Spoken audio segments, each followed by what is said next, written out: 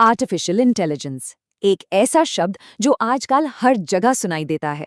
सच कहें तो एक वर्किंग प्रोफेशनल के लिए ये नई तकनीक कभी-कभी थोड़ी भारी और उलझाने वाली लग सकती है। लेकिन इस चर्चा में हम एआई की इस दुनिया को बिल्कुल आसान और रोजमर्रा की भाषा में समझेंगे। हमारा मकसद इन भारी भरकम शब्दों को इस तरह डिकोड करना है कि काम के दौरान इन्हें अपनाते हुए कोई झिझक ना हो। तो आइए बिना किसी देरी के इस दिलचस्प सफर की शुरुआत करते हैं। सबसे पहले एक बहुत ही बुनियादी लेकिन गहरे सवाल पर विचार करते हैं। क्या एक मशीन सच में सोचती है? देखिए, जब हम एआई को काम करते हुए देखते हैं तो अक्सर ऐसा भ्रम होता है जैसे मशीन के अंदर कोई इंसानी दिमाग बैठा हो जो सोच विचार कर रहा है। लेकिन इस गलतफहमी को यहीं दूर कर लेना चाहिए। मशीन में हमारी तरह सोचने, समझने या महसूस करने की कोई क्षमता नहीं होती। असल में इंसान और मशीन के बीच का सबसे बड़ा अंतर यहीं से शुरू होता है। एक तरफ है मानवीय भावनाएं, सहानुभूति, संवेदना और किसी चीज को सच में गहराई से समझने की ताकत, और दूसरी तरफ है मशीनी लॉजिक। एआई भावना से नहीं बल्कि सिर्फ संभावना से काम करता है। वो महज दी गई जानकारी को प्रोसेस करता है, गणितीय गणनाएं करता है और बस एक अंदाजा लगाता है। तो फिर ये आर्टिफिशियल इंटेलिजेंस आखिर है क्या? अगर इसे एक लाइन में समझना हो तो ये एक ऐसी तकनीक है जिसे इंसानों की तरह सीखने और निर्णय लेने की नकल करने के लिए तैयार किया गया है। ध्यान दीजिए, मैंने कहा नकल करना। ये हमारे फैसलों की तरह लग सकता है, लेकिन जैसा कि हमने अभी समझा, इसके काम करने का आधार पूरी तरह से एक सख्त मशीन वाला लॉजिक होता है। अब स्वाभाविक सा सवाल उठता है कि ये लॉजिक वाला सिस्टम चीजें सीखता कैसे है। यहीं पर एंट्री होती है मशीन लर्निंग की। नाम से ही साफ है, मशीन का खुद सीखना। इसमें कमाल की बात यह है कि हर छोटे काम के लिए इंसान को स्टेप बाय स्टेप निर्देश नहीं देने पड़ते। मशीन लगातार नई नई जानकारी के संपर्क में आती है और अपने आप सीखकर खुद को बेहतर बनाती जाती है। इसे एक बहुत ही प्यारे से उदाहरण से समझते हैं। मान लीजिए एक छोटा बच्चा है जिसे हम पहली बार आम और सेब में फर्क करना सिखा रहे हैं। शुरुआत में बच्चा थोड़ा कंफ्यूज होगा, शायद सेब को आम बोल दे, लेकिन जब वो बार बार उन फलों के रंग और आकार को देखता है तो वो खुद ब खुद उन्हें सही पहचानने लगता है।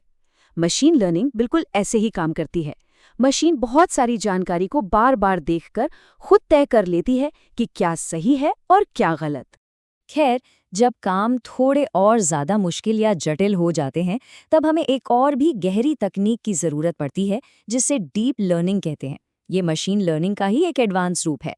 जब मशीन को किसी इंसान का चेहरा पहचानना हो, अलग अलग आवाज़ों को समझना हो या किसी तस्वीर की बहुत ही बारीक डिटेल्स निकालनी हो, तब साधारण लर्निंग से काम नहीं चलता। वहाँ डीप लर्निंग का इस्तेमाल होता है। अगर इसे दफ्तर के माहौल से जोड़कर देखें तो बात और साफ हो जाएगी। एक सामान्य कर्मचारी रोजमर्रा के सीधे और बेसिक काम आसानी से कर लेता है। ये बिल्कुल मशीन लर्निंग की तरह है। लेकिन किसी भी कंपनी में एक एक्सपर्ट वो होता है जो चीज़ों की बहुत छोटी छोटी और बारीक डिटेल्स को भी समझ जाता है, जहां दूसरों का ध्यान ही नहीं जाता। डीप लर्निंग बिल्कुल उसी एक्सपर्ट की तरह काम करती है। यहाँ तक तो हमने तकनीक के काम करने का तरीका समझा, लेकिन एक प्रोफेशनल के तौर पर हम इस मशीन से बात कैसे करते हैं, इसके लिए सबसे अहम शब्द है प्रॉम्प्ट। प्रॉम्प्ट वो विशिष्ट निर्देश या सवाल हैं जो हम एआई सिस्टम को देते हैं। आसान भाषा में कहें तो ये हमारे और मशीन के बीच बातचीत शुरू करने की पहली सीढ़ी है। यहाँ एक बहुत ही मजेदार और जरूरी नियम लागू होता है। एआई बिल्कुल किसी जिन की तरह है जो बस दिए गए निर्देशों का अक्षरशः पालन करता है। अगर निर्देश आधे अधूरे या अस्पष्ट होंगे तो जवाब भी वैसा ही गोलमोल मिलेगा। इसके उलट, अगर निर्देश पूरी तरह से साफ, स्पष्ट और डिटेल में हो तो इसके नतीजे सच में हैरान कर देने वाले और बेहद उपयोगी होते हैं। और जब हमें सही और स्पष्ट निर्देश देना आ जाता है, तब हम जेनरेटिव एआई का असली जादू देख पाते हैं।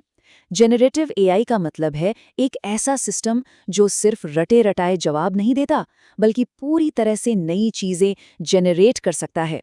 चाहे एक बेहतरीन पेशेवर ईमेल ड्राफ्ट करना हो, एक लंबी रिपोर्ट तैयार करनी हो या कोई नई तस्वीर बनानी हो, ये तकनीक कुछ भी नया रचने में पूरी तरह से सक्षम है।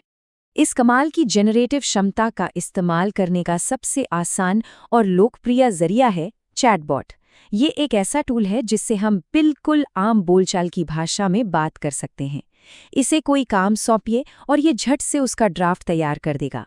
असल में इसी चैटबॉट ने इस पूरी तकनीक को आम लोगों के लिए इतना सुलभ और आसान बना दिया है। अगर इस पूरी बात को एक वाक्य में समेटना हो तो चैटबॉट असल में एक ऐसा वर्चुअल असिस्टेंट है जो हर समय उपलब्ध रहता है।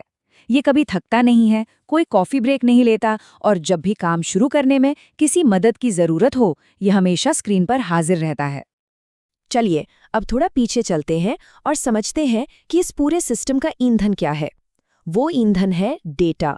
डेटा वो कच्चा माल या बुनियादी जानकारी है जिससे एआई सब कुछ सीखता है। जैसे एक इंसान अपनी जिंदगी के अनुभवों और स्कूल कॉलेज की पढ़ाई से ज्ञान हासिल करता है, ठीक वैसे ही एआई का सारा ज्ञान सिर्फ और सिर्फ उसके डेटा पर निर्भर करता है। जब इस सिस्टम को भारी मात्रा में डेटा मिल जाता है तो वो उसमें क्या ढूंढता है? उसका सारा ध्यान होता है पैटर्न ढूंढने पर। पैटर्न का मतलब है डेटा में बार बार होने वाली चीजें। उदाहरण के लिए मान लीजिए महीने के पहले हफ्ते में कोई खास चीज बार बार खरीदी जा रही है, तो ये एक पैटर्न है। सिस्टम इन्हीं आदतों को पकड़ना शुरू करता है। एक बार जब पैटर्न समझ में आ जाता है तो अगला कदम होता है प्रिडिक्शन, यानी अनुमान लगाना। एआई ये समझ जाता है कि जो चीजें पास्ट में बार बार हुई हैं उनके फ्यूचर में भी होने की संभावना है।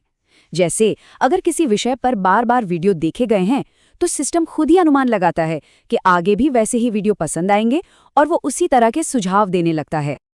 और जब ये अनुमान सटीक बैठने लगते हैं तब शुरुआत होती है ऑटोमेशन की। ऑटोमेशन का मतलब है कि जो उबाऊ और मैनुअल काम पहले हमें खुद करने पड़ते थे, अब सिस्टम उन्हें अपने आप कर देता है। इनबॉक्स में ईमेल्स का खुद छंट जाना, समय पर मीटिंग के रिमाइंडर लग जाना, ये सब इसी शानदार ऑटोमेशन का नतीजा है। आइए इन सभी तकनीकी कड़ियों को एक साथ जोड़कर इस पूरी प्रक्रिया को एक बार फिर से देखें। ये एक बहुत ही सरल सा फ्लो है। सबसे पहले आता है डेटा। उस डेटा में से सिस्टम एक पैटर्न पहचानता है। उस पैटर्न के आधार पर वो अगला प्रिडिक्शन या अनुमान लगाता है और उसी अनुमान का इस्तेमाल करके वो काम का ऑटोमेशन कर देता है। किसी भी एआई टूल के पीछे बस यही चक्र चलता रहता है। ये पूरी प्रक्रिया देखने में किसी जादू या चमत्कार जैसी लग सकती है, लेकिन हमें अपनी उसी दार्शनिक बात पर वापस लौटना होगा जहां से हमने शुरुआत की थी। ये याद रखना बहुत जरूरी है कि इस शानदार प्रक्रिया के बावजूद एआई वास्तव में कुछ समझ नहीं रहा है। वो बस बड़े स्तर पर गणितीय कैलकुलेशन कर रहा है और अनुमान लगा रहा है। उसमें विवेक नहीं है। और क्योंकि मशीन के पास अपना कोई विवेक या चेतना नहीं है, इसलिए इंसान की भूमिका और भी ज्यादा जरूरी हो जाती है। मशीन का काम है तेजी से डेटा प्रोसेस करना और थका देने वाले कामों को ऑटोमेट करना, लेकिन इंसान का काम है मशीन को सही दिशा देना, उसकी गलतियों को पकड़ना और सबसे महत्वपूर्ण, अंतिम और सही निर्णय लेना। इसलिए इस नई तकनीक से घबराने या इसके हावी हो जाने का डर पालने की बिल्कुल जरूरत नहीं है। जब हम इसके काम करने का तरीका समझ जाते हैं तो ये सिर्फ एक साधारण टूल नहीं रह जाती, बल्कि हमारे काम को बेहतर बनाने वाली एक बहुत ही शक्तिशाली सहायक बन जाती है। तो आज हमने जाना कि भावनाओं से दूर एआई पूरी तरह से डेटा और लॉजिक पर चलने वाली एक प्रक्रिया है। अंत में एक विचार मन में जरूर छोड़ना चाहेंगे।